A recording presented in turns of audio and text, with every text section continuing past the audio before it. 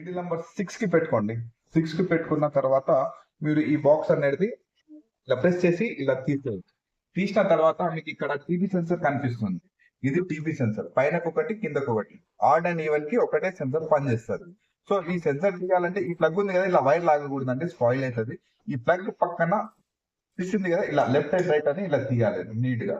ఈ తీసిన ఈ 3 mm ఎలంకి ఇలా పట్టుకోండి. ఈ స్క్రూ మొత్తం తీసేయండి ఇలా. ఇది మాత్రం కొంచెం లూజ్ చేయండి చాలు. ఇది కూడా కొంచెం లూజ్ చేసుకోండి, తీసే అవసరం లేదు. ఇలా లూజ్ చేయండి. లూజ్ చేసిన తర్వాత ఇట్లా క్రాస్ అవుతుంది. ఇది క్రాస్ అయినప్పుడు ఇది ఇలా తీసేయండి.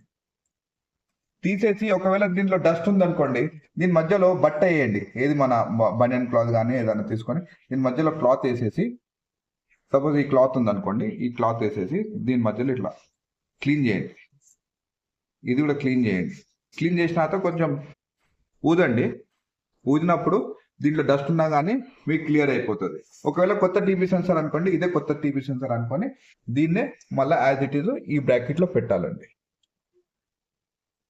ఈ బ్రాకెట్లో పెట్టేసి సింపుల్గా ఈ పెట్టినప్పుడు కంపల్సరీ ఇది చూసుకోవాలండి. ఈ పక్కన నుంచి మనం చూస్తున్నాం కదా, ఇది తీసుకొని వచ్చి దీంట్లో బ్రాకెట్లో పెట్టాలి. ఇది ఈ బ్రాకెట్లో పెట్టడం చాలా ఇంపార్టెంట్. బ్రాకెట్లో రాలేదనుకోండి,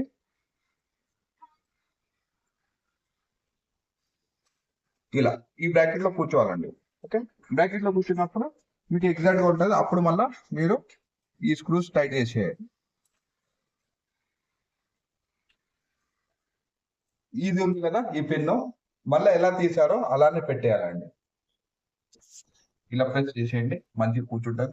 ఈ బాక్స్ పెడేటప్పుడు చాలా ఈజీ అండి. ఇలా ఉంది కదా, ఈ బ్రాకెట్స్ లో ఇక్కడ కూర్చోవాలండి. ఈ బ్రాకెట్ లో ఈ బాక్స్ అనేది ఇక్కడ కూర్చోవాలి. దీనిలో ఇలా ప్రెస్ చేయండి, కూర్చుంటారు. ఓకే.